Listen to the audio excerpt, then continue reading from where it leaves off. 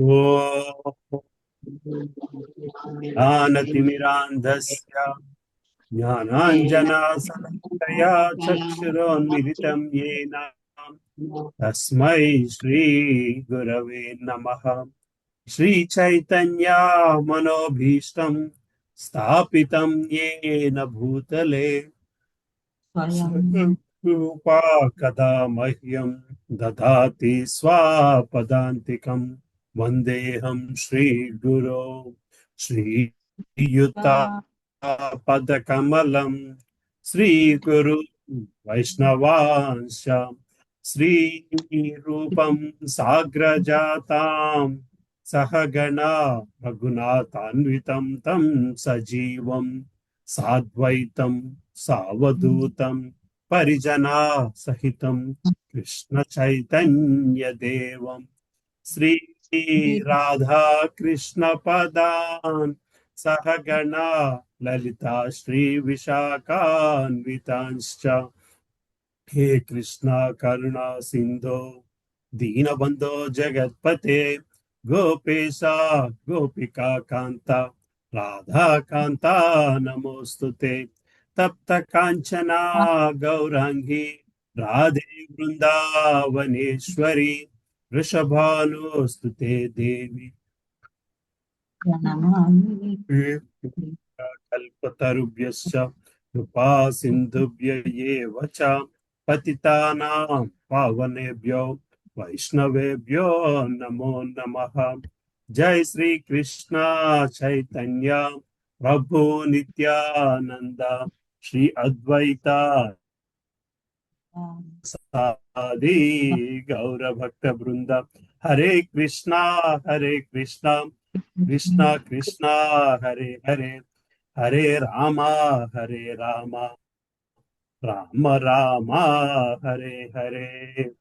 ओम नमो भगवते वासुदेवाय। ओम नमो भगवते वासुदेवाय। ओम नमो भगवते वासुदेवाय। नारायणं नमस्कृत्यं नरं चैव नरोत्तमं देवीं सरस्वतीं व्यासं ततो जयमुदीरयेत्। नष्टप्रायेषु भद्रेषु नित्यं भागवत सेवया भागवते उत्तमश्लोके भक्तिर्भवति नैष्टिकी। कृष्णाय वासुदेवाय देवकी नंदनाय च नंदगोपः कुमाराय गोविन्दाय नमो नमः। नमो महाधन्याय कृष्ण प्रेम प्रदायते कृष्णाय कृष्ण चैतन्य नाम्ने गौरत्विषे नमः। नमः पंकजनाभाय नमः पंकजमालिने नमः पंकजनेत्राय नमस्ते पंकजांग्रे। नमो ब्राह्मण्याय देवाय गो ब्राह्मण्याय हिताय च जगत्पिताय कृष्णाय गोविन्दाय नमो नमः। नमः ओं विष्णुपदाय कृष्णपृष्ठाय भूतले श्रीमते भक्ति वेदांता स्वामीनिति नामिने। नमस्ते सरस्वती देवे गौरवाणी प्रचारिणे निर्विशेष शून्यवाद कृष्ण चैतन्य प्रभु नित्यानंद श्री अद्वैत गदाधार श्रीवासादि गौर भक्त वृंद हरे कृष्णा कृष्णा कृष्णा हरे हरे हरे राम राम राम हरे हरे।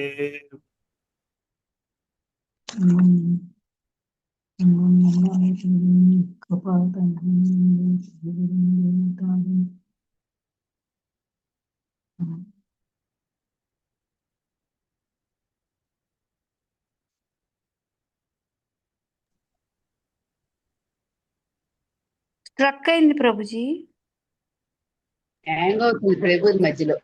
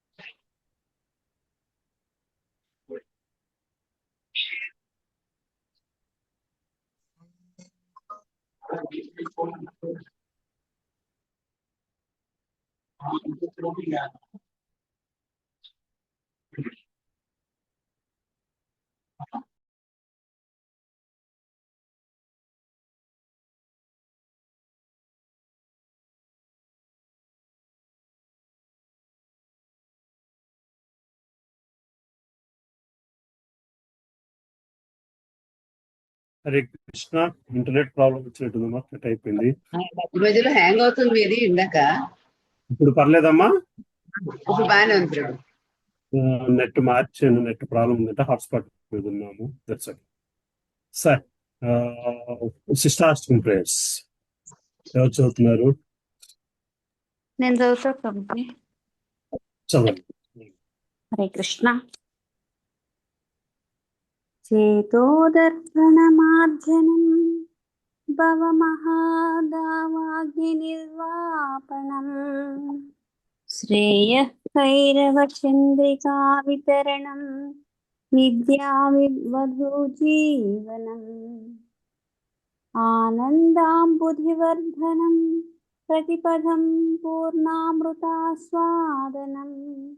సర్వాత్మాస్నపనం పరం విజయతే శ్రీకృష్ణ సంకీర్తనం నామ్నామకారి బహుధా నిజ సర్వశక్తిః తత్రార్పితా నిమితః స్మరణేన కాలః ఏతాదృశీ తవ కృపా భగవాన్ మమాపి దుర్దైవం ఈదృశం ఇహ జానినానురాగః తృణాదపి సునీచేన తరోరపి సహిష్ణునా అమానినా మానదేన కీర్తనీయః సదా హరిః న ధనం న జనం న సుందరీం కవితాం వా జగదీశ కామయే మమ జన్మని జన్మనీశ్వరే భవతాద్భక్తిర్ అహైతుకీ త్వయి ఐనంద తనుజ కింకరం పతితం మాం విషమే భవాంబుధౌ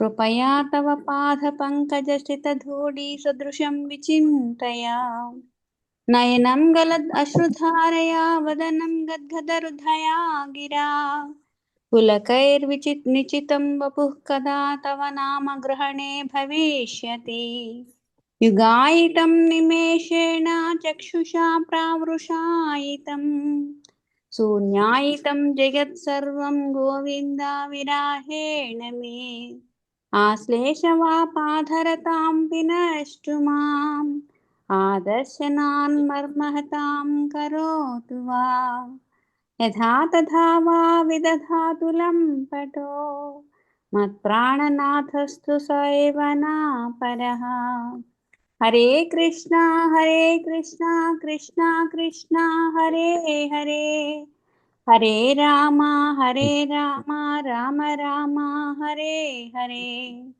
హరే కృష్ణ కృష్ణ కృష్ణ హరే హరే హరే రామ రామ రామ హరే హరే హరే కృష్ణ కృష్ణ కృష్ణ హరే హరే హరే రామ రామ రామ హరే హరే.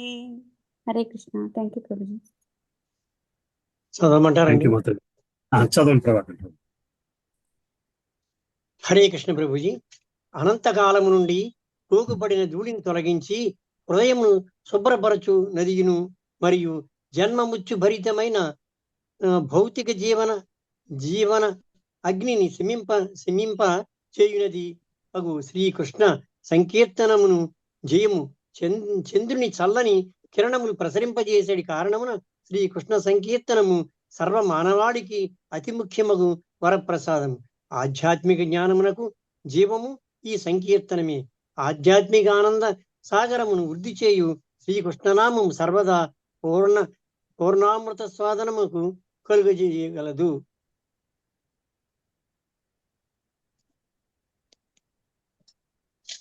హే ప్రభు, నీ పవిత్ర నామము ఒక్కటి జీవులకు సర్వాభిష్టములను వసగగలదు. శ్రీకృష్ణ గోవిందాను అనేక నామములు కలిగిన నీవు ఈ దివ్యనామములందు నీ దివ్య శక్తులన్నిటినీ నింపుతున్నావు. ఆ నామములను కీర్తించుటకు ఎటువంటి కఠిన నిబంధనలు లేవు. హే ప్రభు, నీ పవిత్ర నామములను కీర్తించడం ద్వారా నిన్ను సులభముగా చేరుటకు మమ్ము కరుణతో సమర్థులను కావించినను దురదృష్టవశావత్తు ఆ నామముల పట్ల నాకు ఎట్టి ఆకర్షణ కలుగుటలేదు. రహదారి ఎందలి తృణము కన్నను తాను తక్కువనడి నమ్రతను కలిగి వృక్షములను కన్నను అధికమైన ఓర్పును కూడి ఇతరులను అగౌరవపరిచినను వారికి సమస్త గౌరవమును వసగుటకు స్థిరపడిన స్థితి అందే అతడు శ్రీకృష్ణుని పవిత్ర నామమును నిరంతరము కీర్తించవలెను.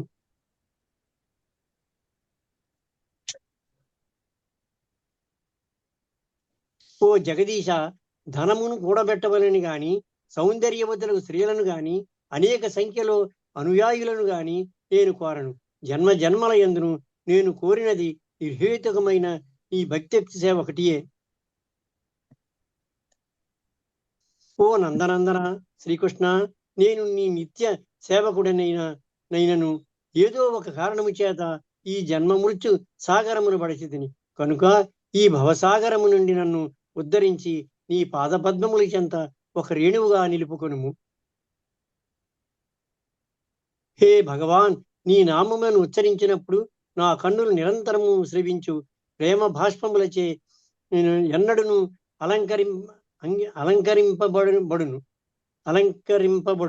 నీ నామములు పలికినంతని ఎన్నడును నా గళము గద్గదమై శరీరము రోమాంచలమగును. ఓ గోవింద, నీ వియోగమును అనుభవించుచు ప్రతి నిమిషమును ఒక యుగముగా నేను భావించుచున్నాను. వర్షధారల వలె కనుల నుండి నీరు స్రవించుచున్నది. నీ విరహముతో నాకు జగమంతయును శూన్యముగా తోచుచున్నది. శ్రీకృష్ణుడే నాకు ప్రభు. అన్యమైన ప్రభువుని నేను ఎరుగను. అతడు తన పరిశంగ్యములలో నా ఎడ మోటుగా ప్రవర్తించినను, లోక దర్శనమును ఒక మొనకగా నా హృదయమును కృందజీసినను అతడే నాకు ప్రాణనాథుడు. నిబంధనలను నా రహితముగా అతడు సర్వదా నా ఆరాధనీయుడైన ప్రభువునైనందున దేనినైనా చేయటకు అతడే సర్వస్వతంత్రుడు. హరే కృష్ణ హరే కృష్ణ కృష్ణ హరే హరే రామ రామ రామ హరే హరే. ప్రభు.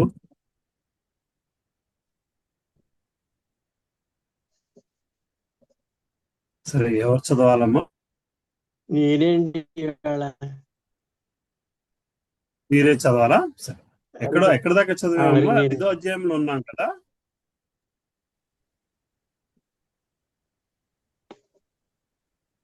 ప్రభుజీ మీరు స్ట్రక్ అయిపోతున్నారు ప్రభుజీ.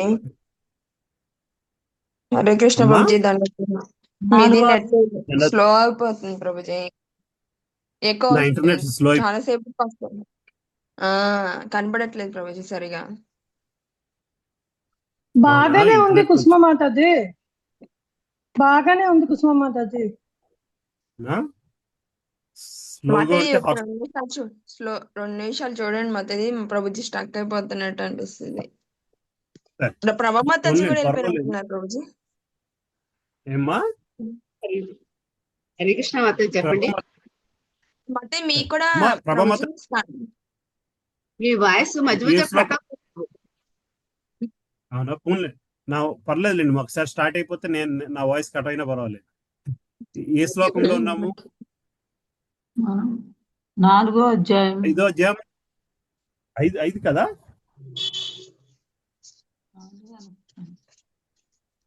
5వ అధ్యాయంలో ఉన్నాం కదమ్మా. ప్రభాకర్ ప్రభు 5:23వ శ్లోకం నుంచి మొదలు పెట్టండి ప్రభు. 3 అండి 23. 23. 5.23. హరే కృష్ణ ప్రభుజీ.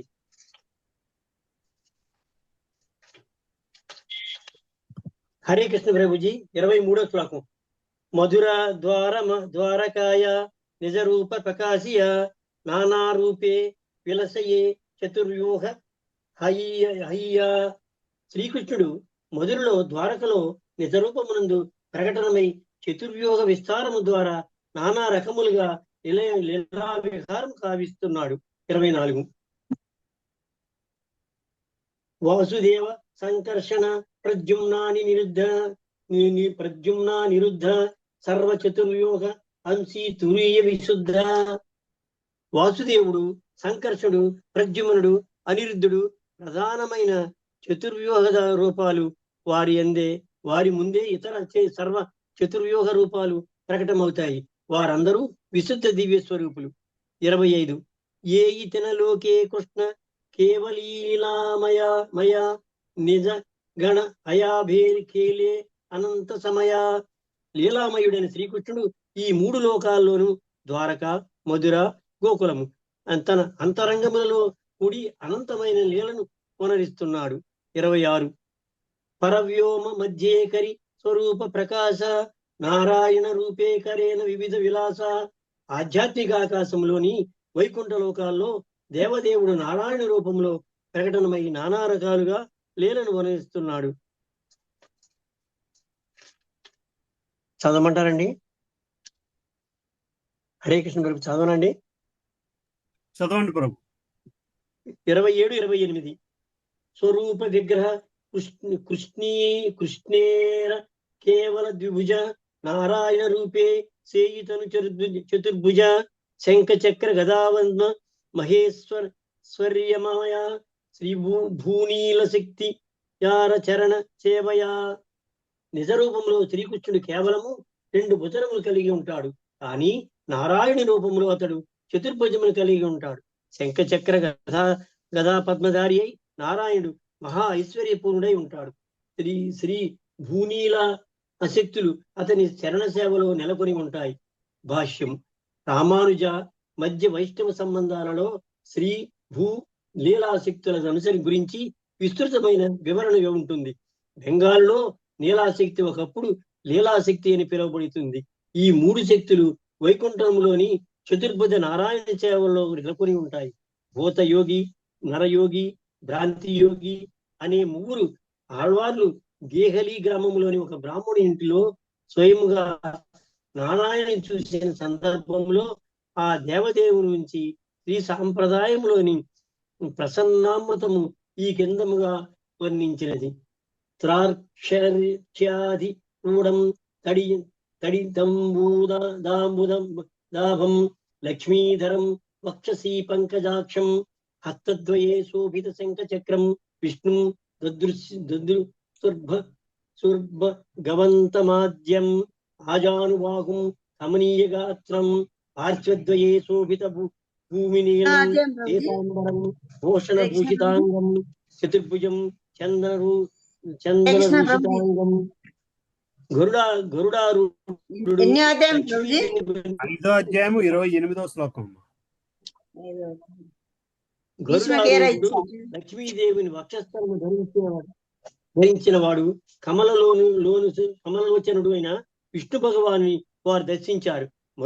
మెరుపులతో కూడిన నీల మేఘముల వలె గోచరించే అతడు తన చతుర్భుజములోని 2 శంఖ చక్రాలను ధరించి ఉన్నాడు. ఆజానుభావుడైన అతని సుందరాంగముల చందమున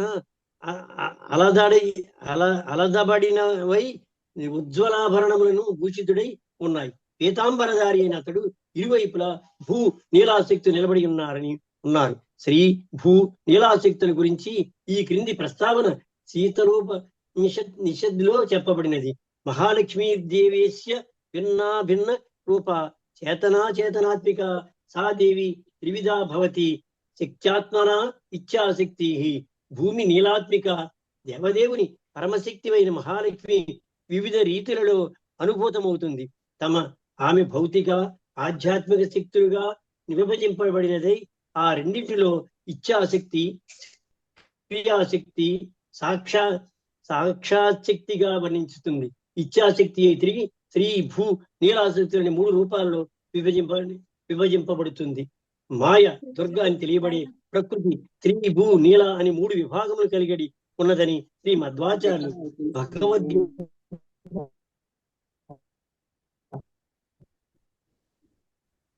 4.6 భాష్యములలో శాస్త్రాలను చేస్తూ తెలిపారు. ఆధ్యాత్మిక శక్తి విహీనులను ఆమె మోహకర శక్తిగా పనిచేస్తుంది. ఎందుకనగా ఈ శక్తులన్నీ భగవంతునితో దేవుడు సర్వశక్తులను ప్రభు కనుక సందర్భం భగవత్ సందర్భము శ్లోకము 2:23 అనే గ్రంథములో శ్రీల జీవగోస్వామి ఈ విధముగా తెలిపారు. శ్రీ భూ నీలాశక్తులతో పాటు సర్వైశ్వర్యపూర్ణమై ఉండే నిత్య మంగళమై భగవద్ధామమును గురించి పద్మపురాణము తెలిపినది. భగవంతుని దివ్యనామ రూపాలను గురించి చర్చించే మహాసంహిత కూడా దుర్గని జీవుల సంబంధంతో పరమాత్మ శక్తిగా పేర్కొన్నది. ఆంతరంగిక శక్తికి భగవానుడు ఆంతరంగిక కాలాపాల సంబంధములతో పనిచేయగా భౌతిక శక్తి త్రిగుణాలను ప్రకటిస్తుంది. భగవంతుని శ్రీశక్తి లోక పాలనమును చేయగా భూశక్తి లోక సృష్టి చేస్తుందని, నేల దుర్గశక్తి సృష్టి వినాశము కావిస్తుందని ఆయన శాస్త్రాల నుండి తెలియజేశారు. ఈ శక్తులన్నీ జీవుని సంబంధంలోనే పనిచేస్తాయి కనుక అన్నీ కలిపి జీవనమయముగా చెప్పబడినాయి. హరే కృష్ణ ప్రభుజీ. 29 సుబ్రక్ష మాత చదువుతారమ్మా? ప్రభుజీ. హరే కృష్ణ ప్రభుజీ. 29వ శ్లోకం. యజ్జపి కేవల తారా క్రీడా మాత్ర ధర్మ తథా జీవేరే కృపాయ కరే ఏక కర్మ. కేవలము లీలలే అతని ఏకైక ధర్మము అయినప్పటికీ నిర్హేతుకమైన కరుణతో అతడు పతిత జీవుల కొరకు ఒక కార్యమును చేస్తాడు. 30వ శ్లోకము. సాలోక్య సామీప్య సారిష్టి సారూప్య ప్రకార చారి ముక్తి దియాకరే జీవేర విస్తార. సాలోక్యము, సామీప్యము, సాష్టి, సారూప్యం అనే 4 రకాలైన ముక్తులను ప్రసాదించి అతడు ప్రతిత జీవులను భగవద్గీతచే ముక్తిని పొందిన వారు స్వయం కృషిచే ముక్తిని పొందిన వారు అనుచు ముక్తాత్ములు 2 రకాలుగా ఉన్నారు. స్వయం కృషిచే ముక్తిని పొందేవాడు నిరాకారవాది అయి ఉంటాడు.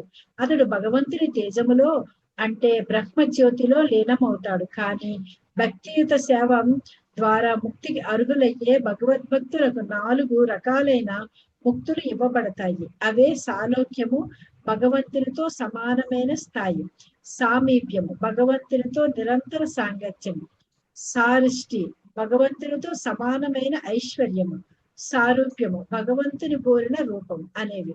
31వ శ్లోకం. ప్రభుజీ 5వ అధ్యాయంలో లేదు కదా ప్రభు, 28 అసలు వేరే ఉంది కదా. ఆదిలీల 5వ అధ్యాయం అమ్మా. ఆదిలీల 5వ అధ్యాయం ఆదిలీలలోనే ఉన్నాం కదమ్మా. ఇంకా మనం ఆదిలీల 5వ అధ్యాయం 31వ శ్లోకం. ఆదిలీల 1వ శ్లోకం చదువుతున్నారు. సాయుజ్య ముక్తేరా తాహప్నాహి గతి వైకుంఠ బాహిరే హయత సబార స్థితి. బ్రహ్మ సాయుధ్య ముక్తిని బడసే వారికి వైకుంఠములో ప్రవేశము లభింపదు. వారి ఆవాసము వైకుంఠ లోకాలకు వెలుపలే ఉంటుంది. 32వ శ్లోకము. వైకుంఠ బాహిరే ఏక జ్యోతిర్మయ మండల కృష్ణేర అంగేర ప్రభా పరమ ఉజ్వల. వైకుంఠ లోకాలకు వెలుపల ఒక జ్యోతిర్మయ మండలము ఉన్నది. అది శ్రీకృష్ణుని దేహపు పరమోజ్వల కాంతి కిరణ సమూహము. 33వ శ్లోకము. సిద్ధలోక నామతార ప్రకృతి పార చిత్ స్వరూప తాహా నాహి చిచ్చక్తి వికార. ఆ ప్రాంతము సిద్ధలోకమని పిలువబడుతుంది. అది ప్రకృతికి పరమైనది. దాని సారము ఆధ్యాత్మికమే అయినను దాని యందు ఆధ్యాత్మిక వైవిధ్యము ఉండదు. 34వ శ్లోకము. అది సూర్యుని చుట్టూ 34వ శ్లోకము. సూర్యమండల ఏన బాహిరే నిర్విశేష వితరే సూర్యేర రథ ఆది సవిశేష. అది సూర్యుని చుట్టూ ఉన్నట్టు తేజోమండలము వలె ఉంటుంది. కానీ సూర్యమండలములో సూర్యదేవుని రథము, అశ్వములు, ఇతర ఐశ్వర్యాలు ఉంటాయి. భాష్యం. పరవ్యోమని పిలువబడే వైకుంఠమునకు శ్రీకృష్ణ లోకము వెలుపల శ్రీకృష్ణుని దేదీప్యమానముకు అంగకాంతి నిండి ఉంటుంది.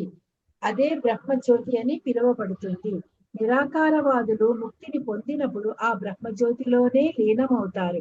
ఈ దివ్య ప్రాంతము నిస్సందేహముగా ఆధ్యాత్మికమే అయినను దాని యందు ఆధ్యాత్మిక కలాపాలు గాని వైవిధ్యము గాని ఉండవు. అది సూర్య తేజముతో పోల్చబడింది. సూర్య తేజములో సూర్యగోళము ఉంటుంది. దానిలో నానా రకాల వైవిధ్యము అనుభూతమవుతుంది. 35 ఒకటి చదవమంటారా ప్రభుజీ? 35వ శ్లోకము. కామాద్వేషాద్భయాత్ స్నేహద్యథా భుక్తేశ్వరే మనః ఆవేశ తదఘం హిత్వా బహవస్త గతిం గతాః.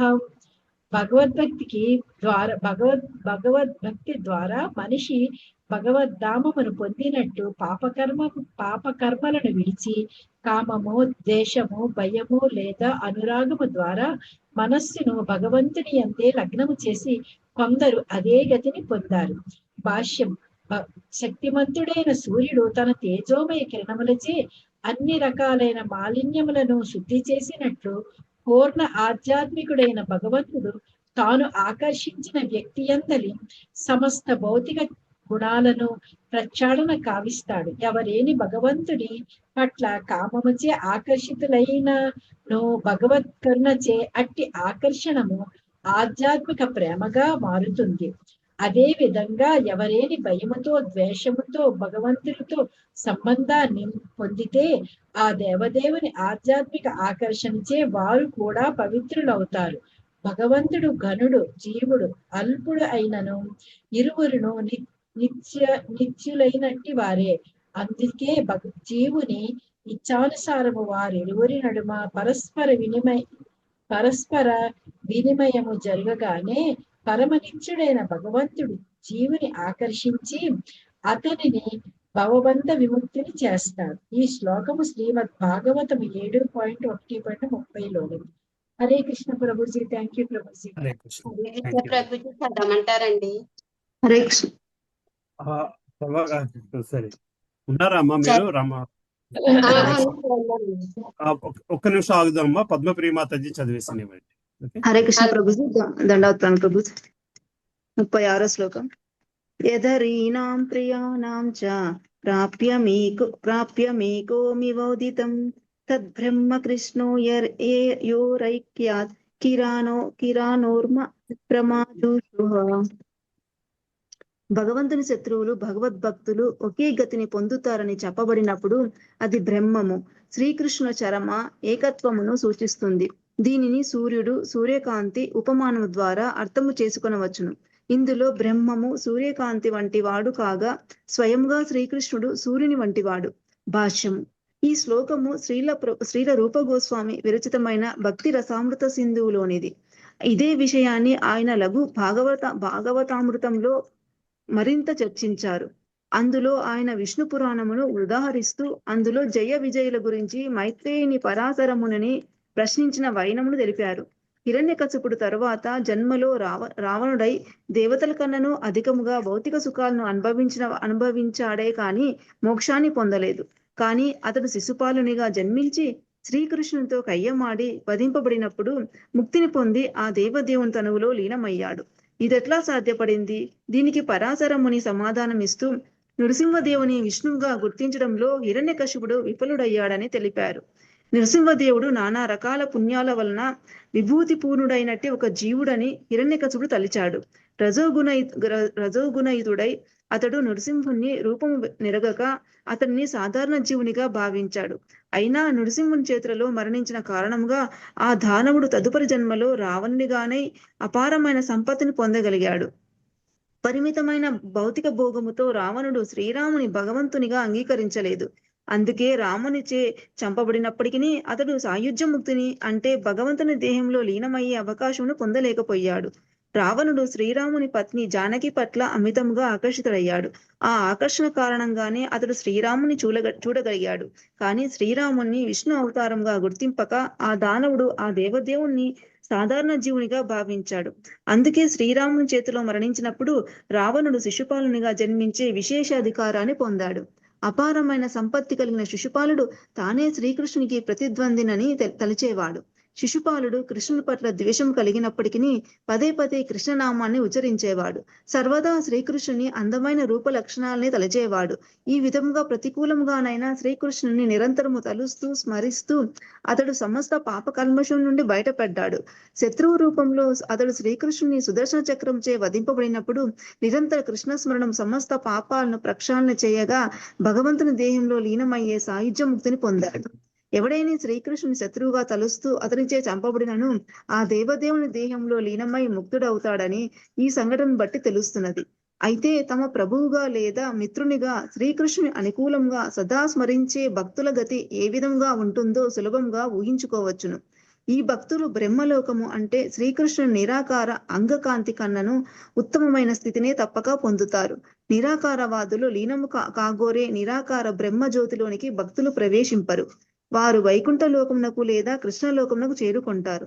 కుమారగణముచే శపితులైనట్టి జయ విజుల వలె ప్రతి కల్పములోనూ భక్తులు భౌతిక జగత్తుకు పతనము చెందుతారా అనే విషయముపై మైత్రేయ పరాశరుల నడుమ చర్చ జరిగింది. హిరణ్యకశిపుడు, రావణుడు, శిశుపాలుడు గురించి మైత్రేయునికి బోధ చేసే సమయంలో పూర్వము వారు జయ విజులైన పరాశరమును చెప్పలేదు. 3 జన్మల వివరాలను మాత్రమే ఆయన వివరించారు. భగవంతుడు అవతరించి ప్రతి కల్పంలోనూ భగవంతునికి విరోధుల పాత్రను పోషించడానికి వైకుంఠ పార్షదులే రావాల్సిన అవసరం లేదు. జయ విజయముల పతనము కేవలం ఒకానొక కల్పంలో జరిగింది. వారు దానవులుగా వర్తించడానికి ప్రతి కల్పంలోనూ భౌతిక జగత్తునకు అరుదించరు.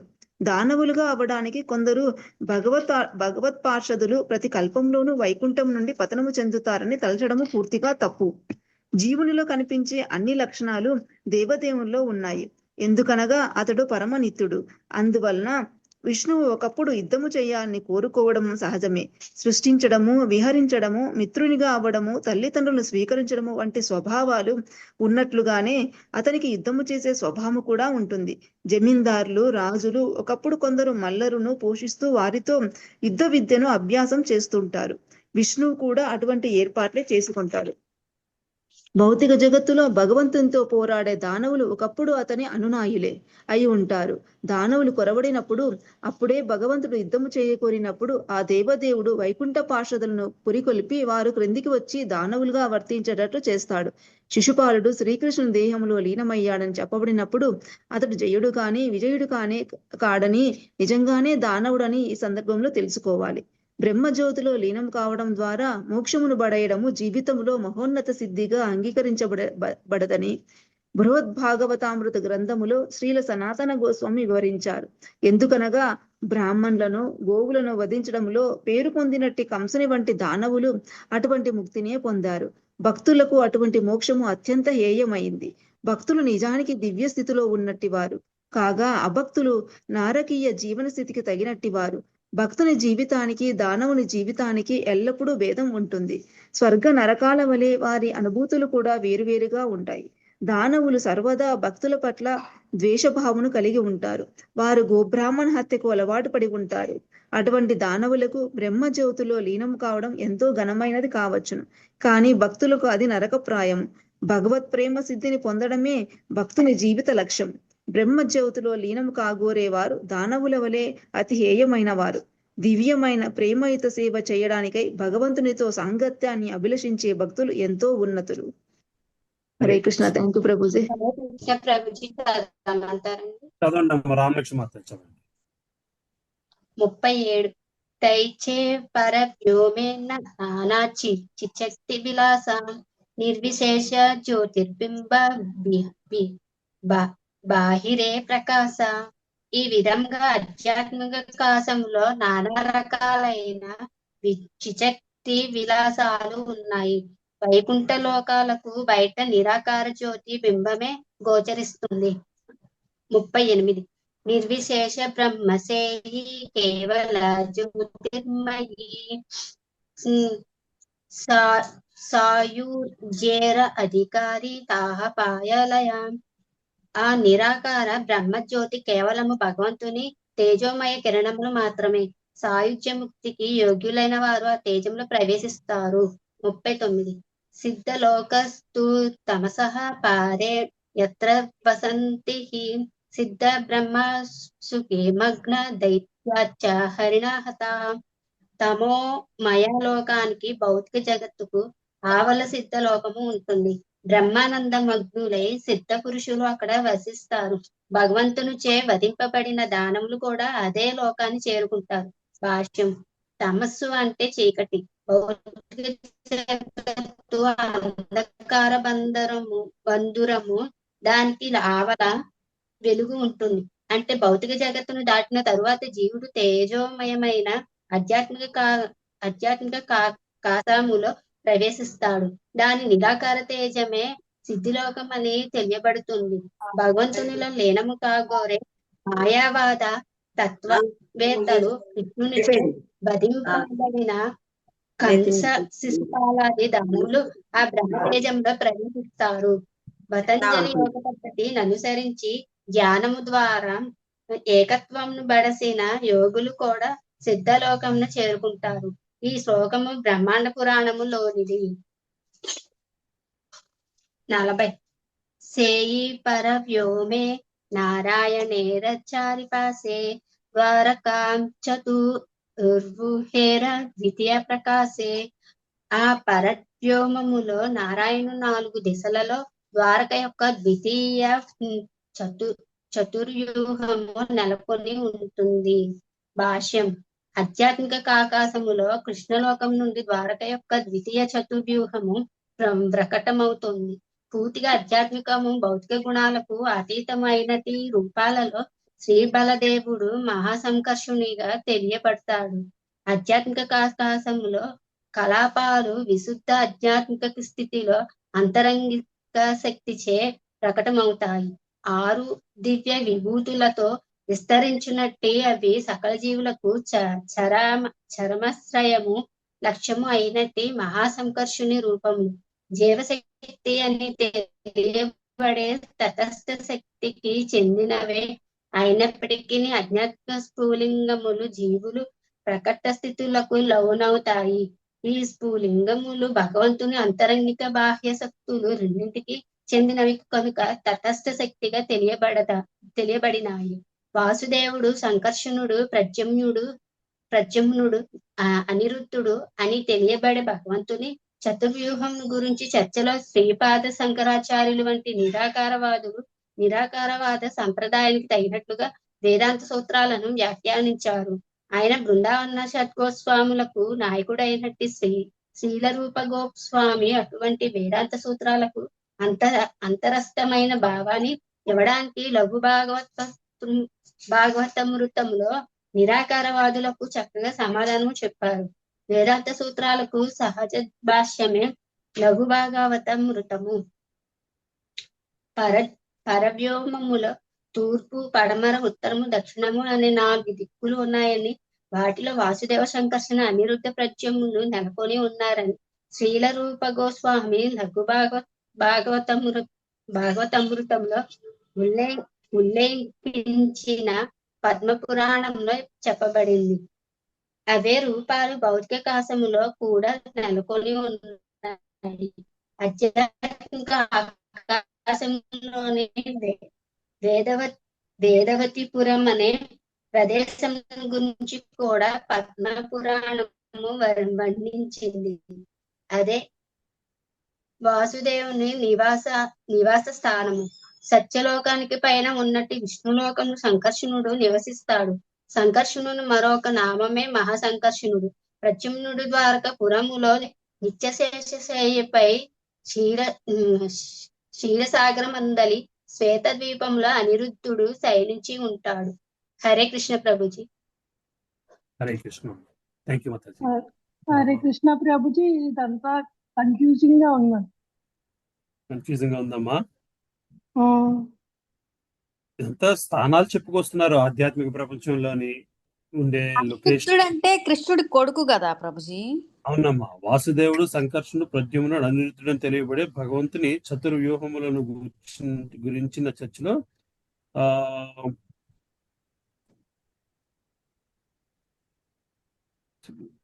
చతుర్వ్యూహములను ఆయనే పడుకున్నట్టుగా చెప్తున్నారు కదా.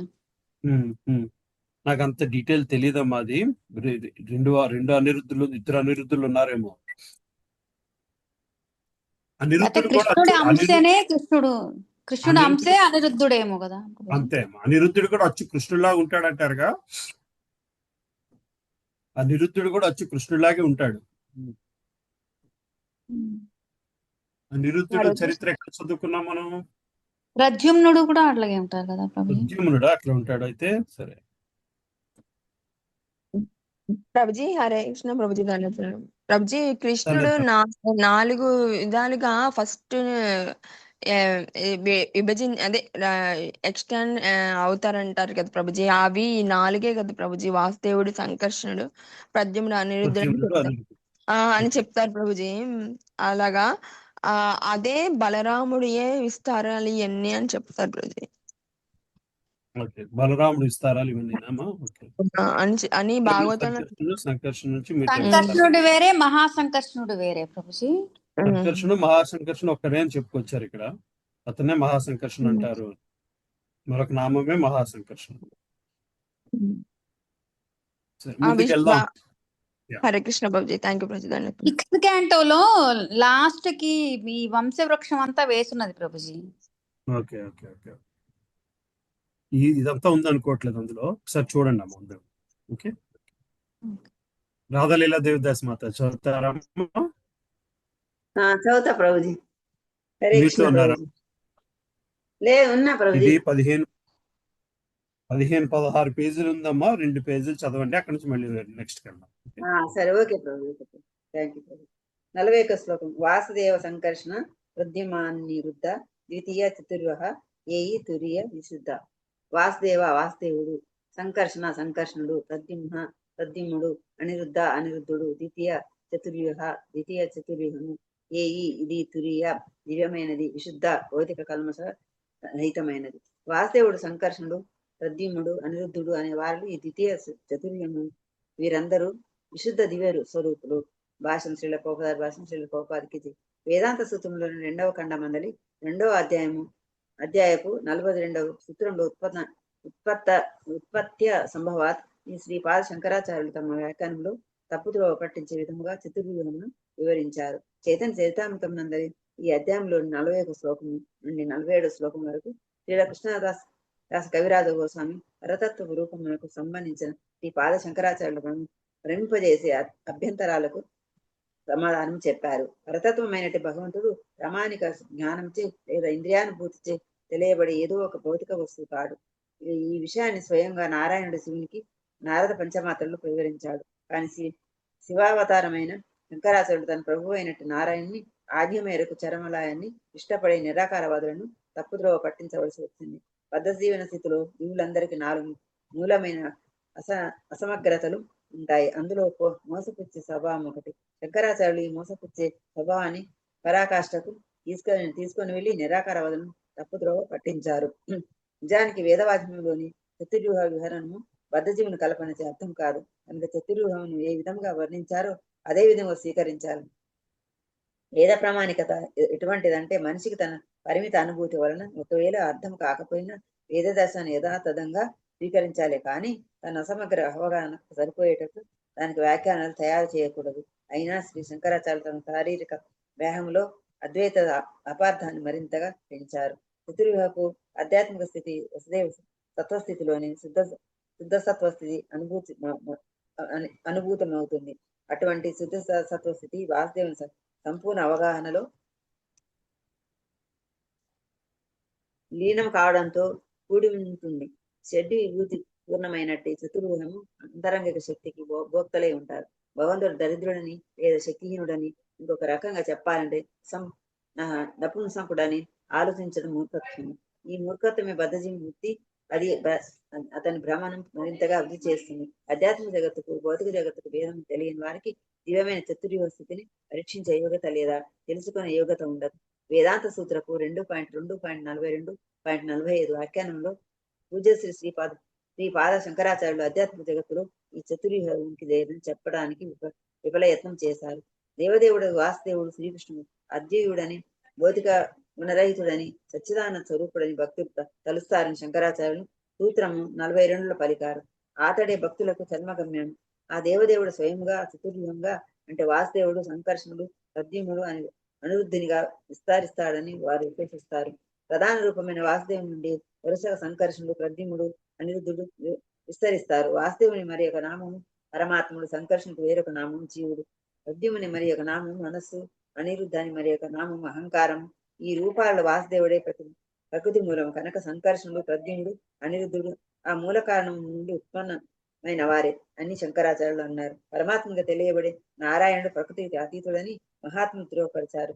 ఇది వేదసారస్వత్వ పలుకులకు అనుగుణంగానే ఉన్నది. నారాయణ స్వయంగా పలు రూపాలలో విస్తరిస్తాడని మాయావాదులు కూడా అంగీకరిస్తారు. భక్తుల అవగాహనకు సంబంధించిన విషయాన్ని తాను వాదించరని, కానీ వాసుదేవుని నుండి సంకర్షణుడు ఉత్పన్నం కావడం, సంకర్షణుని ప్రద్యుమ్నుడు ఉత్పన్నం కావడం, ప్రద్యుమ్నుడి నుండి అనిరుద్ధుడు ఉత్పన్నం కావడం అనే విషయాన్ని తాను తప్పక ఖండిస్తాడని శంకరులు అన్నారు.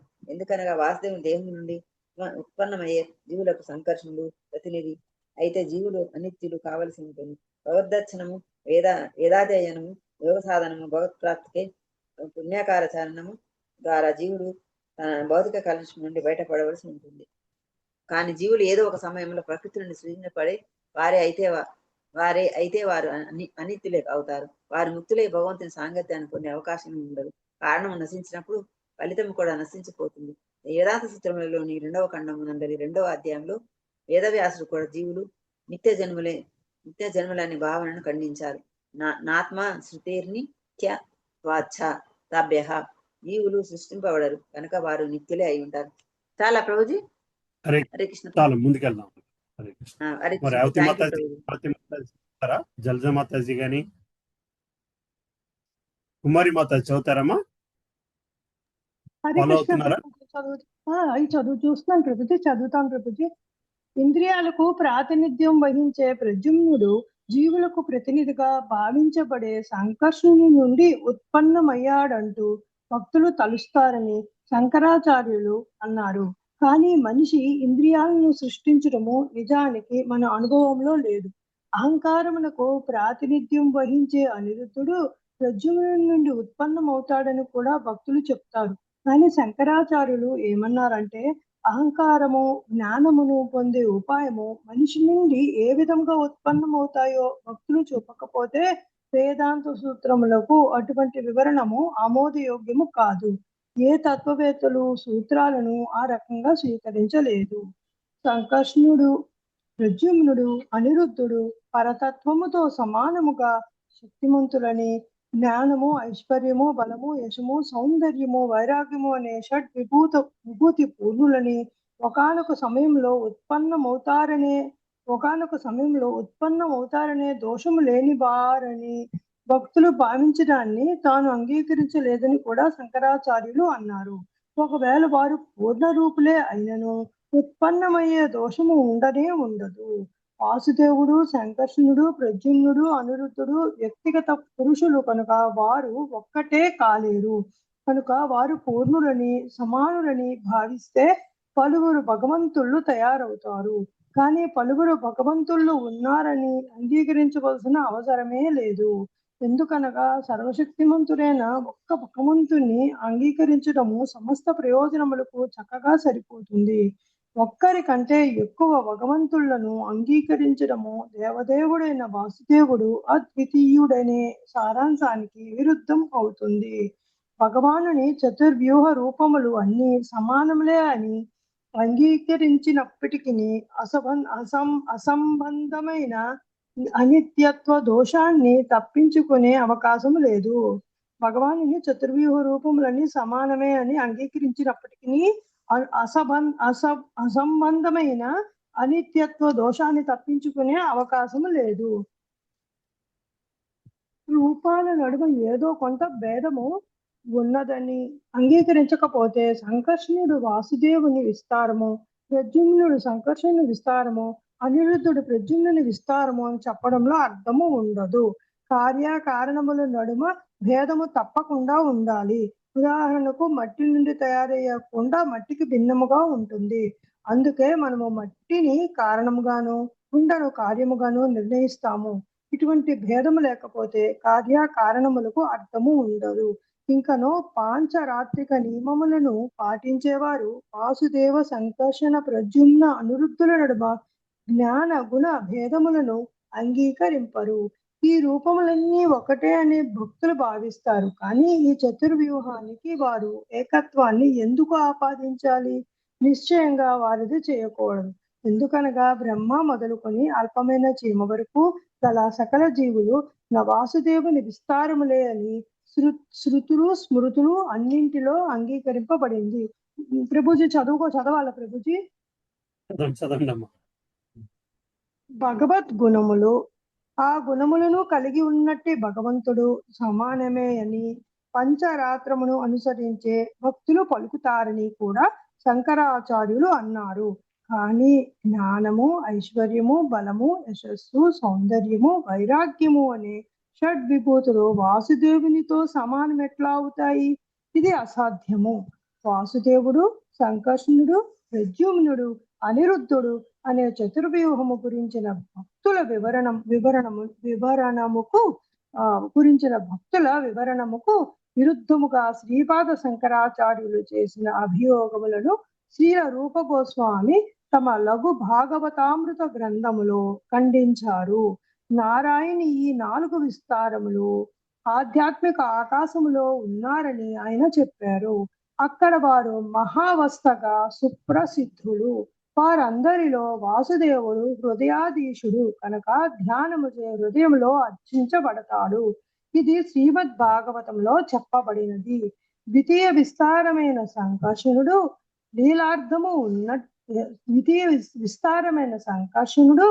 లీలార్థము ఉన్నట్టి వాసుదేవుని స్వీయ రూపము. అంటే ప్రభుజీ అన్ని లీలలు సంకర్షణలు చేస్తారన్న అర్థము. లీలార్థము అంటే అన్ని లీలలు సంకర్షణలు చేస్తారన్న. ద్వితీయ విస్తారమైన సంకర్షణుడు లీలార్థం ఉన్నట్టు వాసుదేవుని స్వీయ రూపము. చెప్పండి. అంటే ఇప్పుడు నేను ఎలా అనుకున్నానండి, సో వాసుదేవుని అంశాలే ఇవన్నీ, వాసుదేవుని ఎక్స్టెన్షన్సే.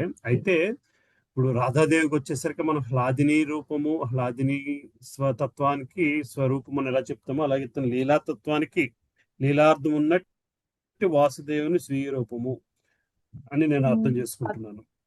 అదే అదే అదే అదే నాకు అనిపించింది. లీలలు అంటే అక్కడ అతను చేసే పనులు, లేకపోతే అతను చేసేవన్నీ అనే కదా. అంతే అంతే అంతే. అతడు సకల జీవులకు ఆశ్రయము కనుక ఒకప్పుడు జీవుడని పిలువబడతాడు. సంకర్షణుని జీవుడు అంట. సంకర్షణుని సౌందర్యము అసంఖ్యాకముగు పూర్ణ చంద్రుల శోభను అతిశయించి ఉంటుంది. అతడు అహంకార తత్వముగా ఆరాధ్యుడు. అతడే భరణశక్తిని అనంత దేవునికి పొసగినాడు. సృష్టి విలయానికై అతడు రుద్రుని యందు పరమాత్మునిగను అధర్మముగను సర్పములందు సృష్టి విలయానికి అతడు రుద్రుని యందు పరమాత్మునిగను అధర్మముగను సర్పములందును అంతకుని అనగా మృత్యుజేవత యమరాజు యందు అసురుల యందు ప్రకటమవుతాడు. చదివిదా ప్రభుజీ? ముందుకు వెళ్దాం. Thank you Prabhuji. Thank you Prabhuji. Next నేనేమైతే మూడవ రూపమైన ప్రద్యుమ్నుడు సంకర్షణుల నుండి ప్రకటమవుతాడు. విశేషముగా బుద్ధిమంతులైన వారు ప్రద్యుమ్నుని బుద్ధితత్వముగా ఆరాధిస్తారు. లక్ష్మీదేవి ఇలావృత వర్షంలో ప్రద్యుమ్నుని మహిమను నిరంతరము కీర్తిస్తూ భక్తితో అతనిని సేవిస్తుంది.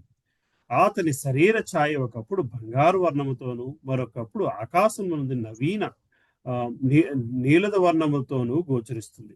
భౌతిక జగత్తు సృష్టికి అతడే మూలం.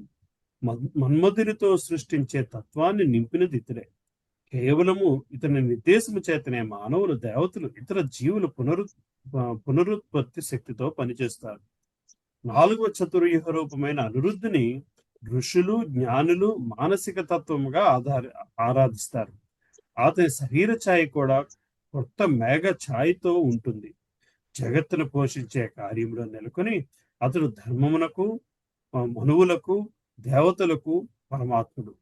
ప్రద్యుమ్నుడు మనస్సుకు అధిష్టాన దేవత అని, అనిరుద్ధుడు అధిష్టాన అని మోక్ష ధర్మం అనే గ్రంథంలో తెలుపుతున్నది. కానీ చతుర్వ్యూహం గురించి చెప్పబడిన విషయాలు తంత్రంలోని అన్ని విధాలుగా ధృవపడబడినాయి. భాగవతామృతంలో పర్వంలో భగవంతుని అచింత్య శక్తుల గురించిన రమ్యమైన వివరణ ఉన్నది. శంకరాచార్యులు పలుకులను ఖండిస్తూ మహావార ఈ విధముగా పరమాత్మన మనోపాదానరహితనైవ ప్రకృతిజా క్వచిత్. భగవంతుని అవన్నీ భౌతిక సృష్టి అందరి వివిధ విశ్వాలలో మాటిమాటికి అవతరిస్తూ ఉంటాయి.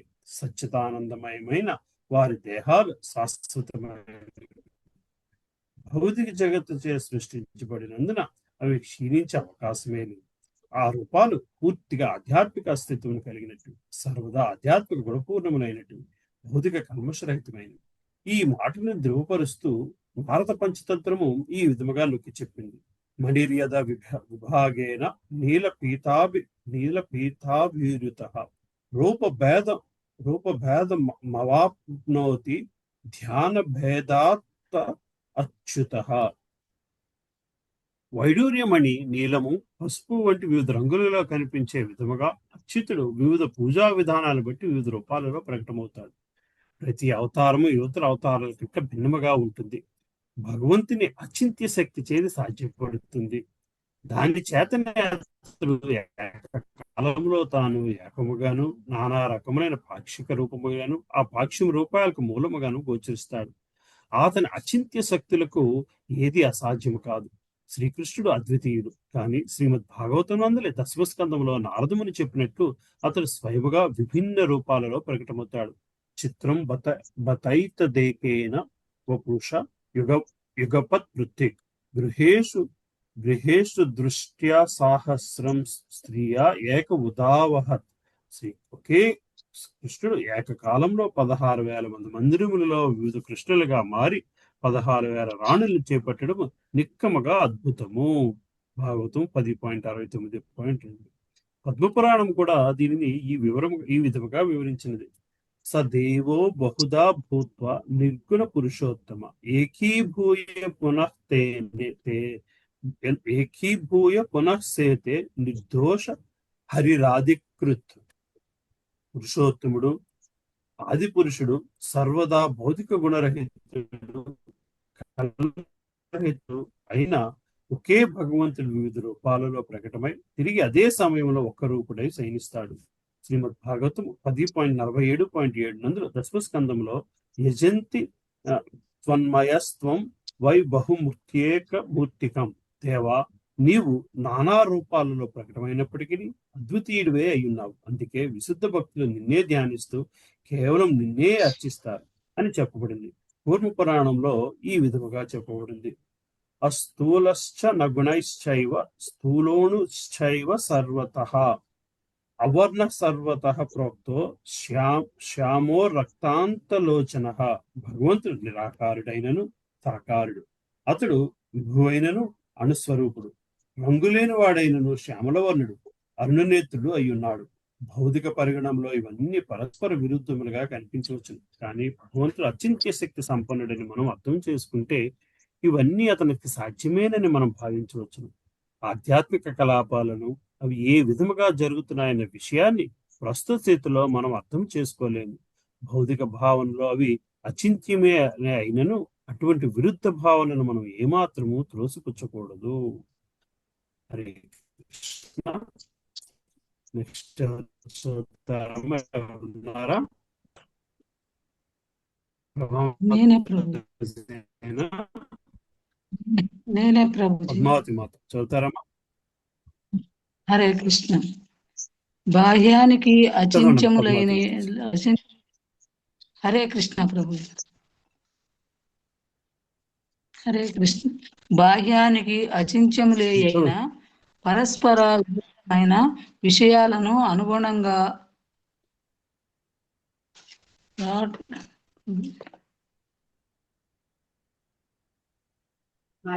పరస్పర విరుద్ధమైన విషయాలకు అనుగుణముగా. వాయిస్ పూర్తిగా కట్ అయిపోయిందమ్మా పద్మావతి మాత. ఒక్క నిమిషం అది నెట్.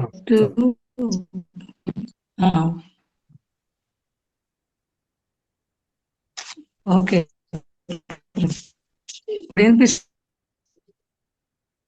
వినిపిస్తుంది, చదవండి అమ్మా.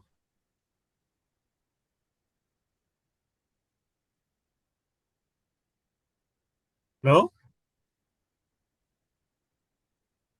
సరే ప్రభామాత మీరు చదవండి అమ్మా, మళ్ళీ తర్వాత వద్దాం. దేవా నీ హరే కృష్ణ. పద్మావతి మాత అసలు వినబడట్లేదమ్మా, తర్వాత చౌదరి కానీ రావట్లేదా ప్రభు? రావట్లేదమ్మా. సరే చదవండి అమ్మా ప్రభామాత. హరే కృష్ణ. బాహ్యానికి అచింతములే అయిన పరస్పర విరుద్ధమైన విషయాన్ని అనుగుణంగా చేసుకోవడము పరతత్వంలో సాధ్యమే అవుతుంది. శ్రీమద్ భాగవతం ఈ విషయాన్ని 6వ స్కందంలో 6వ స్కందం 9వ అధ్యాయం 34-37 ధృవపరిచింది. దేవా నీ దివ్యలీలు విహారములు దురహగ్రామంగా కనిపిస్తాయి. ఎందుకనగా భౌతిక తలంపు యొక్క కార్యకారణం నుంచి అవి పరిమితము కావు.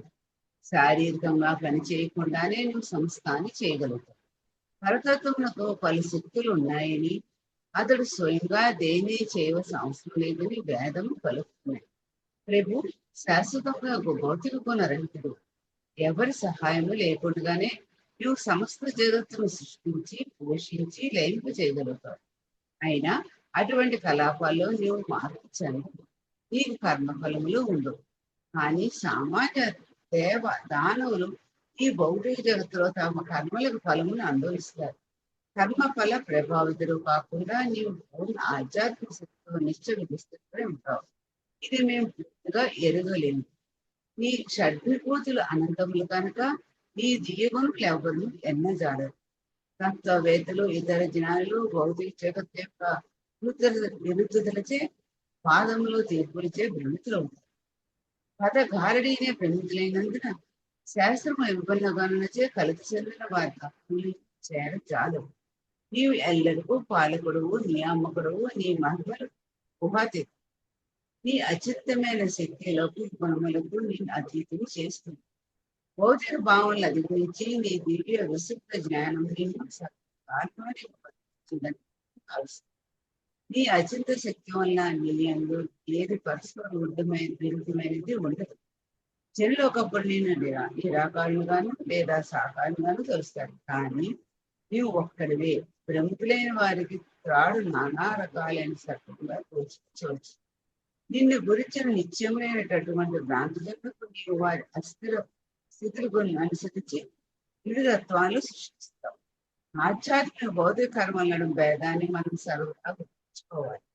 పూర్ణ ఆధ్యాత్మికమైనందున భగవంతుడు బాహ్య సహాయం లేకుండానే ఏ కార్యమైనది చేయగలడు.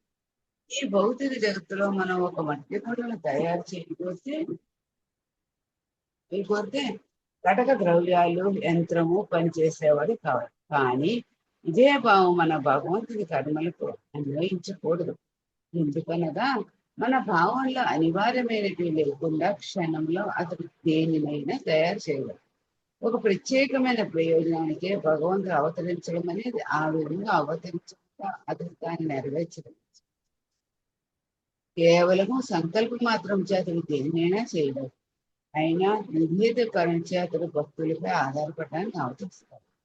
అతడు యశోదానందునిగా అవతరించి ఆమె సంరక్షణపై ఆధారపడటానికి కాక తన నిర్హేతీకరించే ఆ పాత్రను స్వీకరించడానికే అయి ఉంటుంది. భక్త రక్షణ కోరిక అవతరించినప్పుడు సహజంగానే అతడు వారి పక్షం అన్ని కష్టాలను స్వీకరిస్తాడు. ప్రతి జీవి పట్ల సమభావం కలిగిన వాడైనందుకు ఆ భగవంతునికి శక్తి లేరని, అయినా ప్రేమతో తన్నే నిరంతరము స్మరించే భక్తుల పట్ల ఆయన విశేష అనురాగం కలిగి ఉంటాయని భగవద్గీత చెప్పబడింది. కనుక తటస్థత్వము, పక్షపాతము అనే రెండును భగవంతుని దివ్య గుణాల్లో ఉన్నాయి. అతను అచిత్త శిక్షితే అవి చక్కగా కొనసాగుతాయి. భగవంతుడు పరబ్రహ్మ. అతడే సర్వవ్యాపక తటస్థ రూపమే నిరాకార బ్రహ్మకు మౌనం. అయినా దివ్యగుణమేనిగా అతను సాకార రూపంగా అతడు భక్తుల పక్షాన్ని చేరి తన పక్షపాతం ప్రదర్శిస్తాడు. పక్షపాతము, తటస్థత్వము వంటి అన్ని గుణాలు భగవంతుడిలో ఉన్నాయి. లేకపోతే అవి ఈ సృష్టిలో అనుభవానికి రావు. పరతత్వమే సర్వస్వం కనుక అన్ని విషయాలు అతనిలో సక్రమంగా ఇవ్వబడతాయి. సాపేక్ష జగత్తులో అటువంటి గుణాలు వికృతి రీతిలో ప్రదర్శన. అందుకే అద్వైతము మనకు వికృత ప్రతిబింబంగా అనుభూతమవుతుంది. ఆధ్యాత్మిక జగత్తులో సమస్తము ఏ విధంగా జరుగుతుందో వివరించే ప్రయత్నం లేకపోవడం వలన భగవంతుడు ఒకప్పుడు అనుభవ పరిధికి అతిథి చెప్పబడతాడు. కానీ భగవంతుని అచిత తత్వాన్ని మనం అంగీకరిస్తే అన్ని విషయాలు అతనితో చక్కగా సాగుతాయి. అభక్తులు భగవంతుని అచిత శక్తిని తెలుసుకోలేరు. తత్కారణంగా భగవంతుడు అనుభవపూర్వకము వాక్కుని అతీతమైన వారి కొరకు చెప్పబడింది.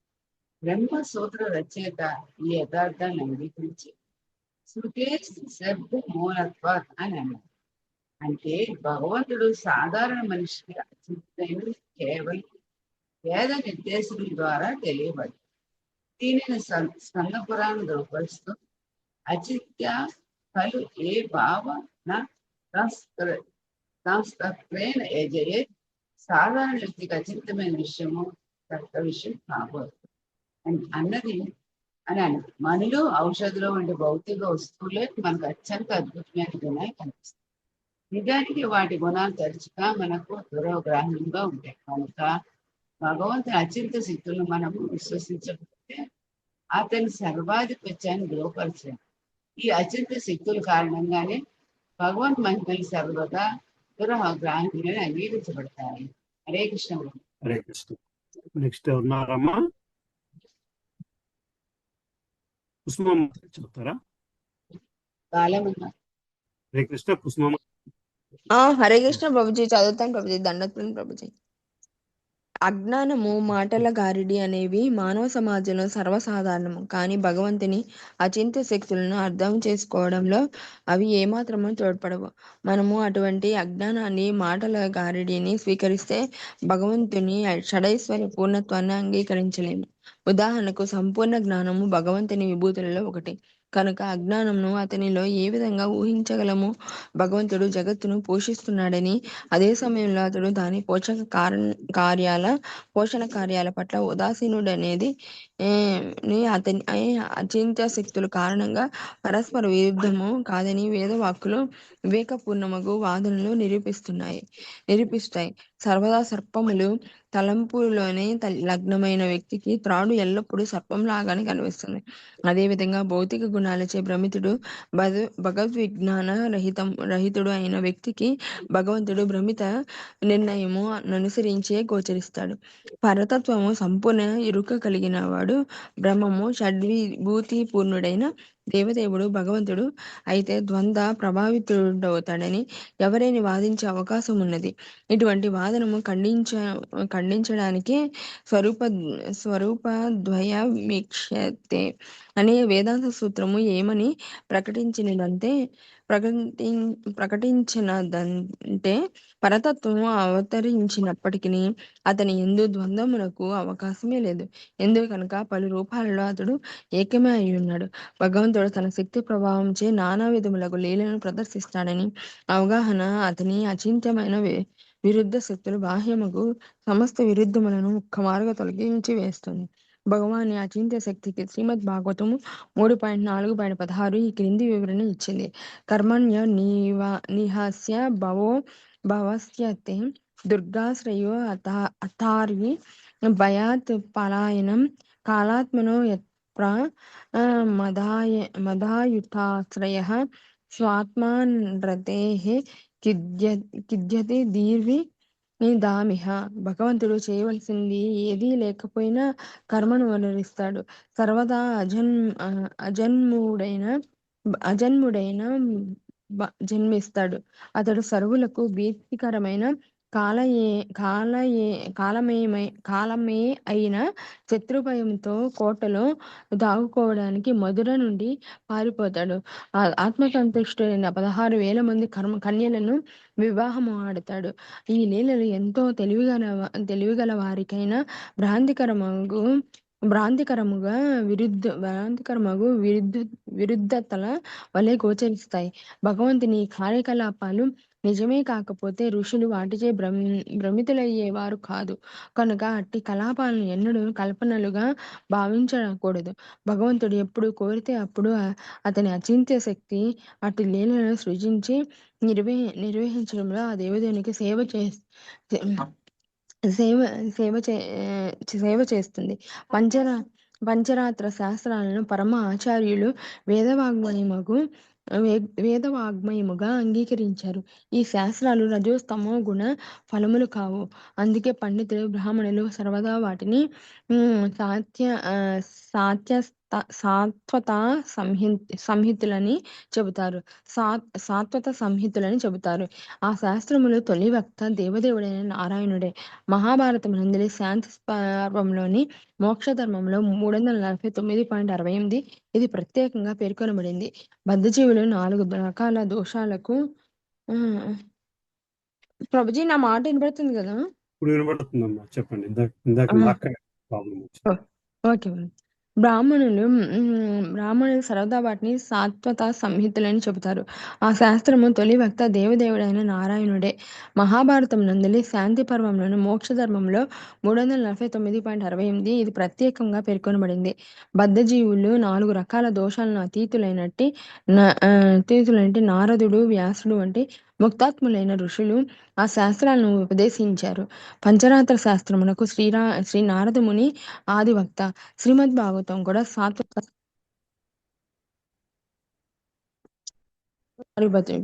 ప్రభుజీ సాత్వత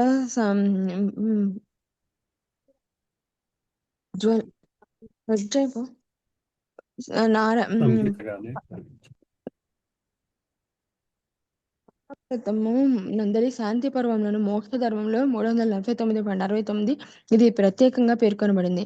బద్ధజీవులు 4 రకాల దోషాలకు అతీతులైనట్టి నారదుడు, వ్యాసుడు వంటి ముక్తాత్ములైన ఋషులు ఆ శాస్త్రాలను ఉపదేశించారు. పంచరాత్ర శాస్త్రమునకు శ్రీ నారదముని ఆది వక్త. శ్రీమద్ భాగవతం కూడా సాత్వత సంహితగానే పరిగణించబడింది. నిజానికి శ్రీ చైతన్య మహాప్రభు శ్రీమద్ భాగవత పురాణమునందలి పురాణమలం శ్రీమద్ భాగవతము నిర్మలమైన పురాణము అని ప్రకటించారు. పంచరాత్ర శాస్త్రములో నియమములను నిరూపించడానికి వాటికి కువ్యాఖ్యానము చేసే దుష్ట రచయితులు, పండితులు, అతిహీనులు నవీన కాలంలో అటువంటి దుష్ట పండితులు శ్రీకృష్ణుడు పలికిన భగవద్గీతను తప్పుదోరణిలో వ్యాఖ్యానిస్తూ కృష్ణుడే లేడని నిరూపించే యత్నం చేస్తారు. పంచరాత్రిక విధిని మాయావాదులు ఏ విధంగా తప్పు వ్యాఖ్యానం చేశారో ఈ క్రింది చెప్పబడింది. వేదాంత సూత్రము 2.2.42 వ్యాఖ్యానంలో శ్రీపాద శంకరాచార్యులు సంకర్షుడిని జీవుడని చెప్పారు.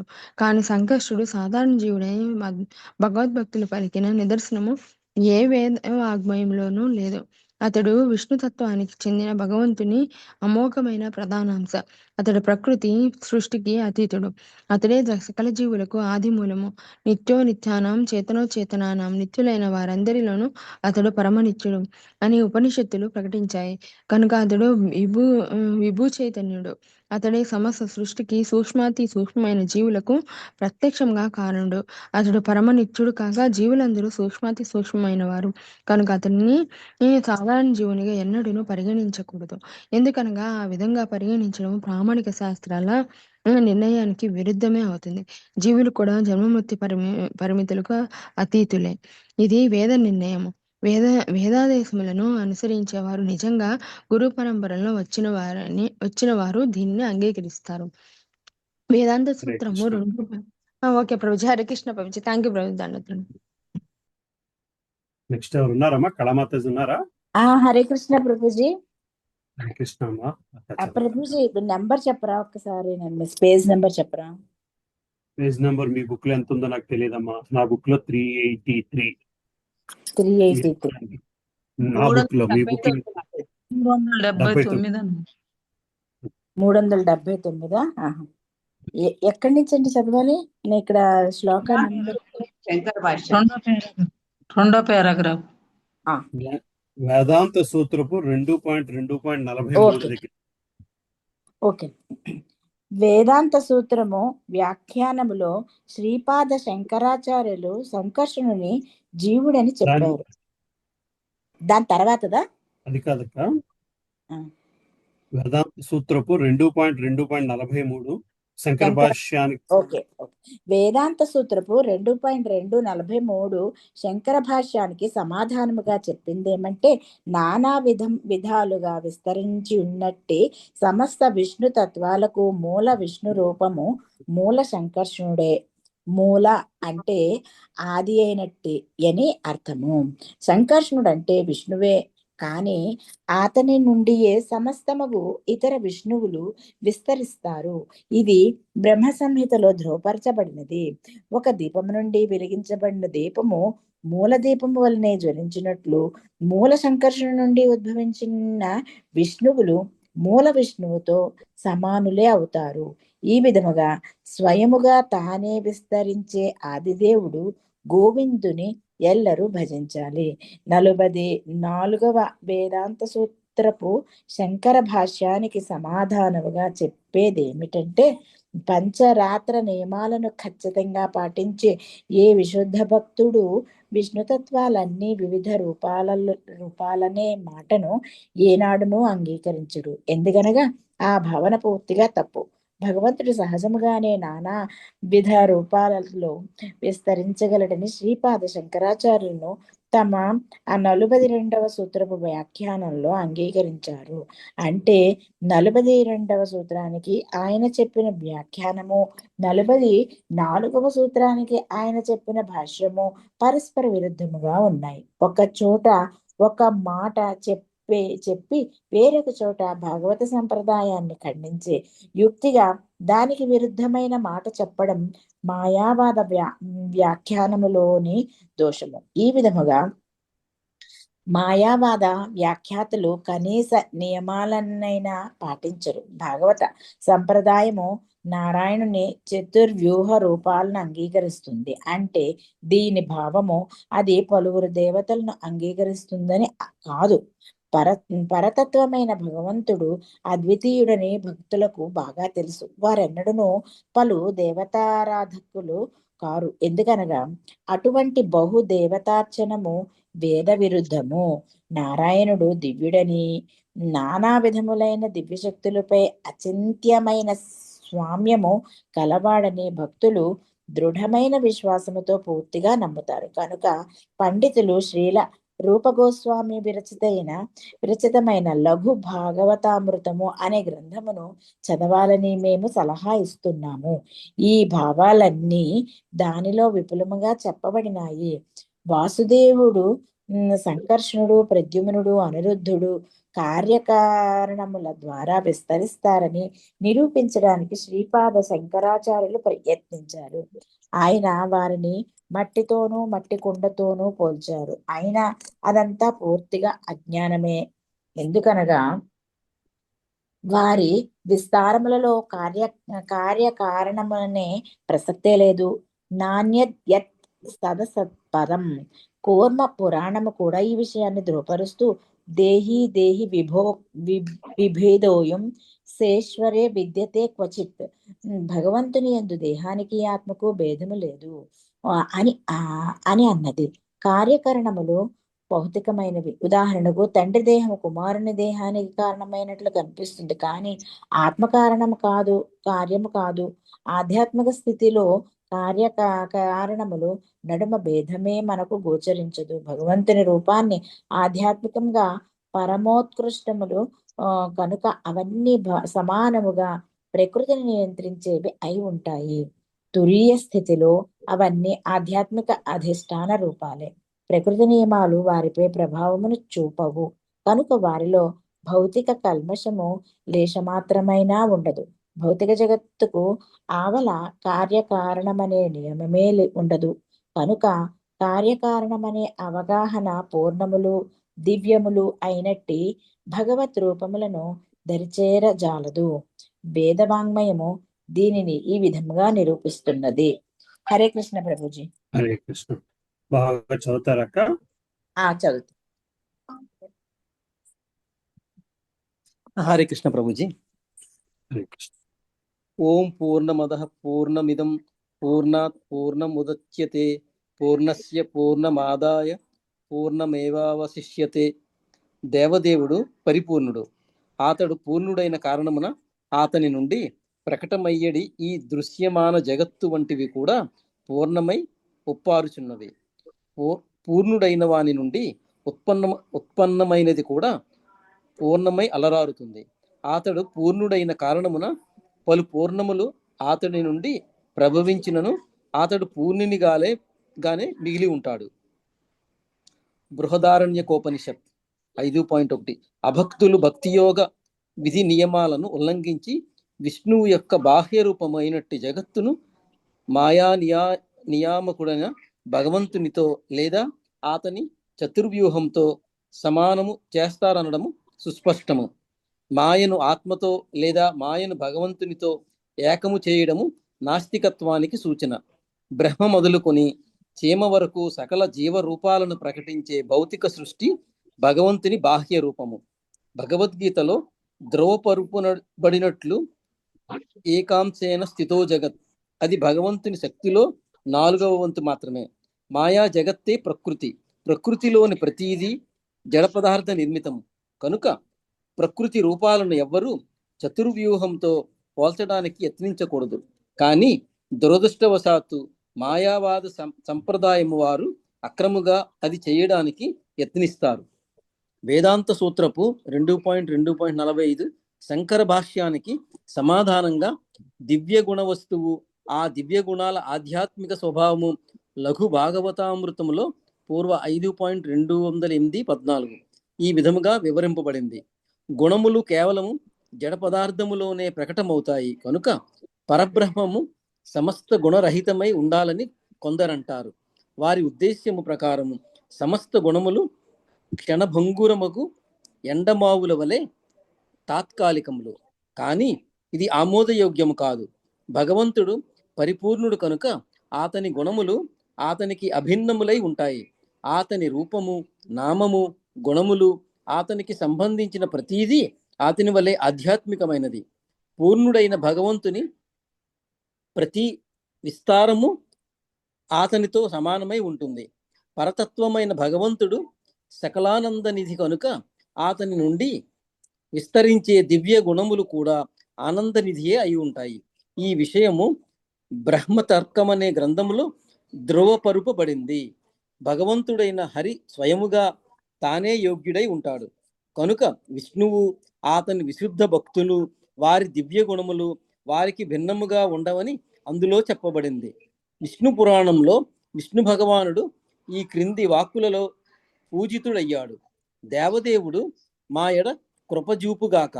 అతడెన్నడును భౌతిక గుణములచే కలుషితుడు కాడు.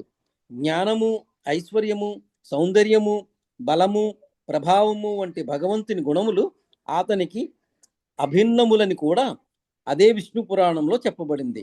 ఈ విషయము పద్మపురాణంలో కూడా ధ్రువపరుపబడింది.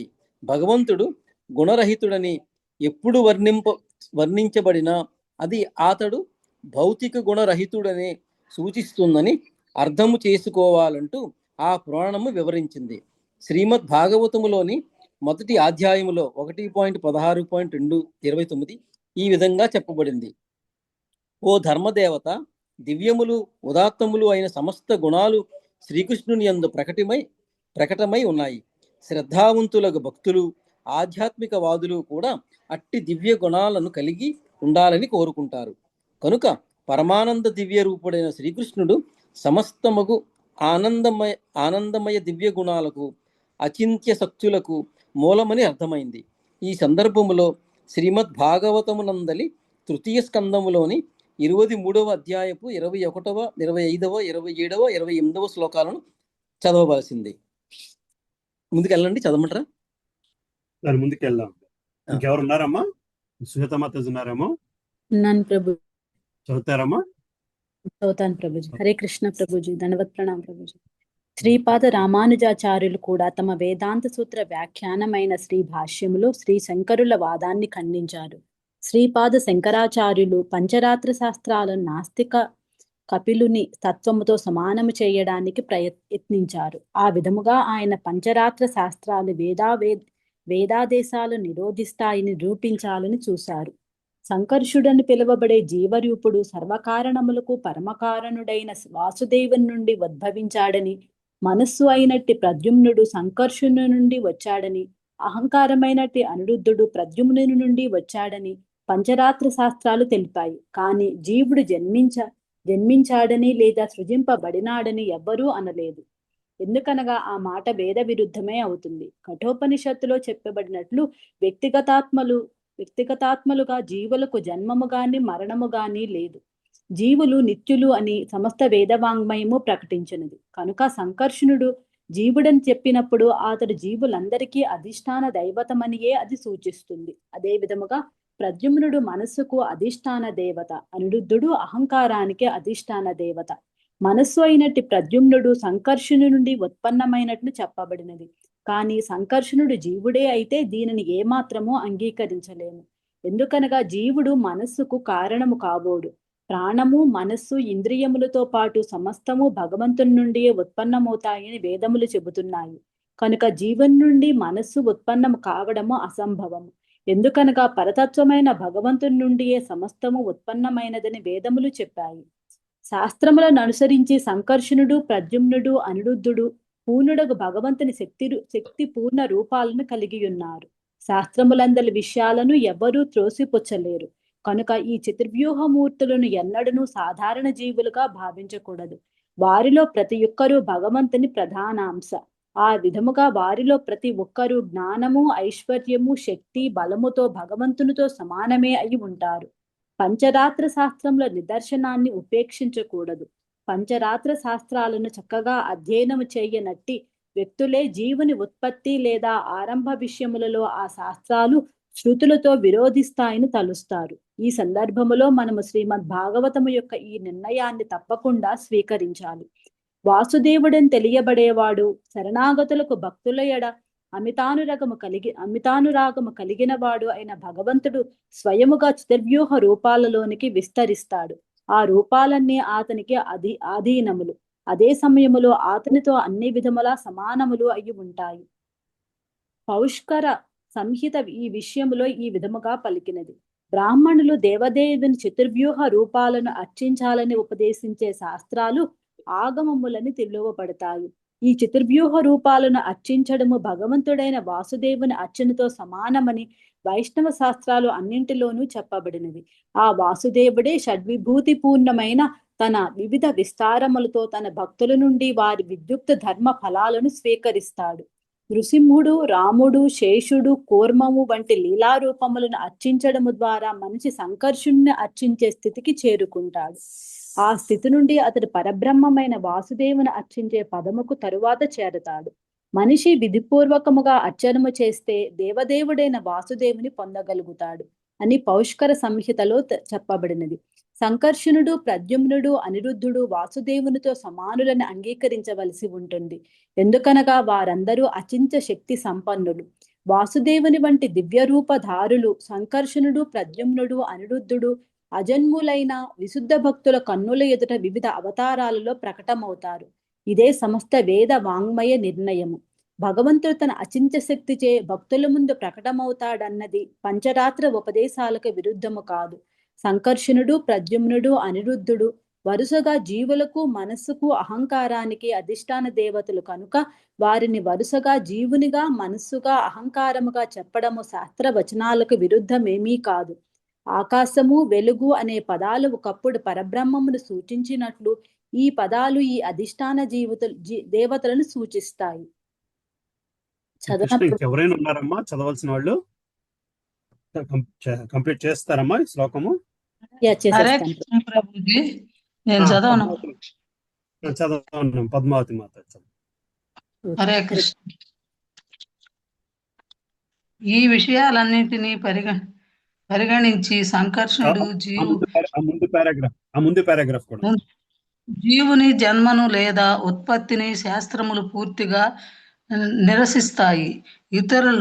ఇతరుల ప్రయోజనాలకు ఉపయోగించబడే ప్రకృతి యథార్థానికి జడమైనదని, సర్వదా పరిణామశీలమని పరమ సంహితలో వర్ణింపబడింది. ప్రకృతి కామ్యకర్మరతులు కార్యస్థానము ప్రకృతి బాహ్యంగా భగవంతునితో సంబంధించి ఉన్నది కనుక అది కూడా శాశ్వతమే అయింది.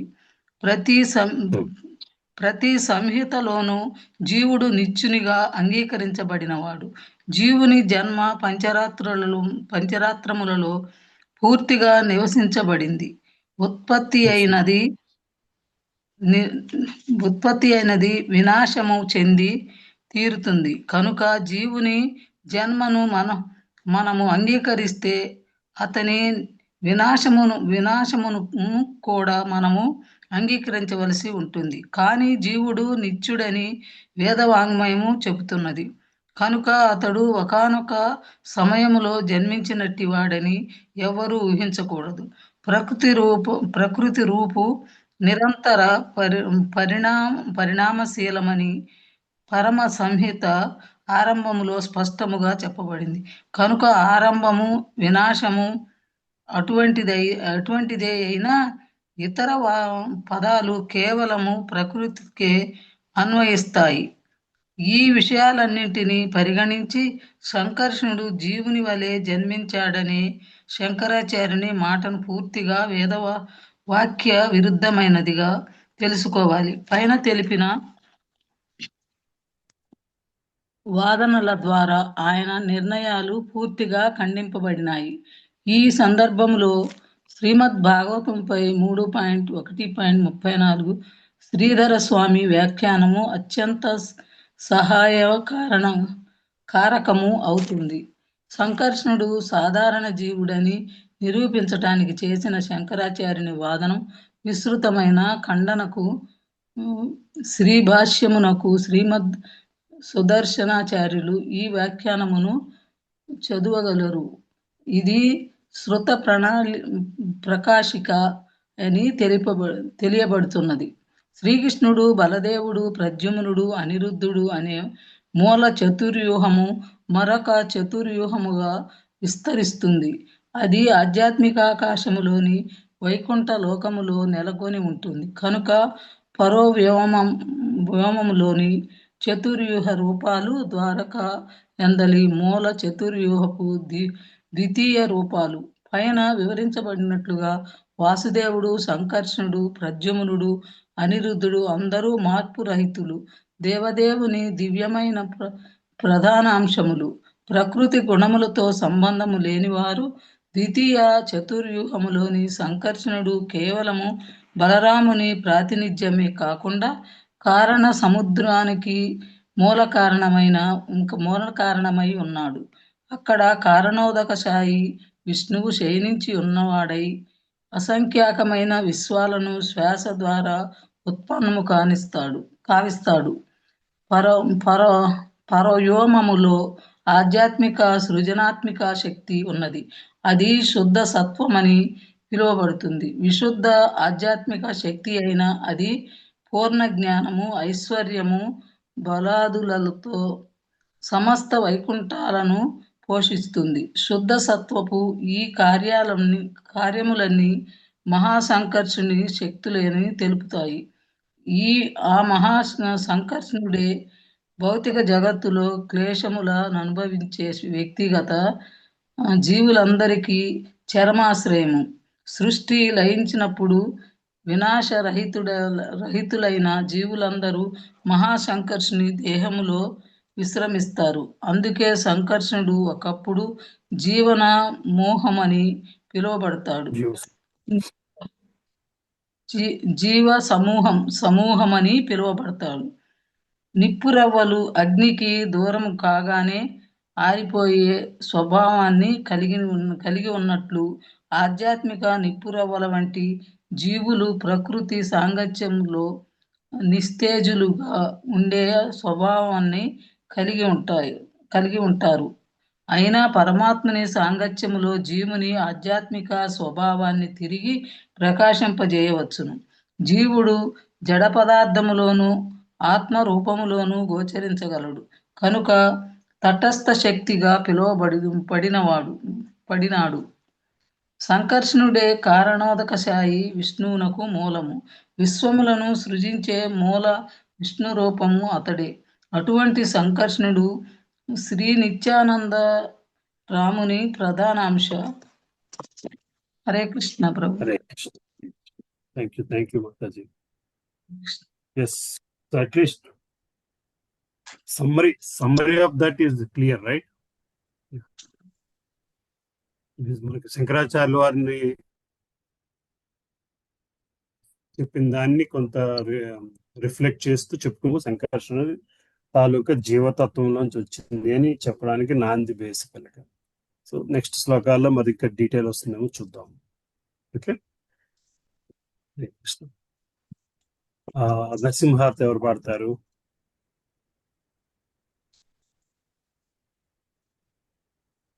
ఏమా నరసింహార్తి ఎవరు పాడతారా? నమస్తే నరసింహ పాడండి అమ్మా. విజయమాతాజీ పాడండి. పాడండి ప్రభుజీ, చదవలేము పాడుతుంది. నమస్తే నరసింహాయ ప్రహ్లాదాయినే హిరణ్యకాశీ పూర్వక్షః శీలటంకానకాలాయే ఇతో నరసింహో పరతో నరసింహో యత యత యామి తతో నరసింహో బహే నరసింహో హృదయే నరసింహో నరసింహమాదిం శరణం ప్రపద్యే తవ కర కమలవరే నాఖా అద్భుత శృంగం దళిత హిరణ్యకశిపు తను భృంగం కేశవదృత నరహరి రూప జయ జగదీశ హరే జయ జయ జగదీశ హరే జయ నరసింహదేవ్ నరసింహదేవ్ నరసింహదేవ్ జయ నరసింహదేవ్ జయ ప్రహ్లాద్ మహారాజ్ ప్రహ్లాద్ మహారాజ్ ప్రహ్లాద్ మహారాజ్ జయ ప్రహ్లాద్ మహారాజ్ జయ జయ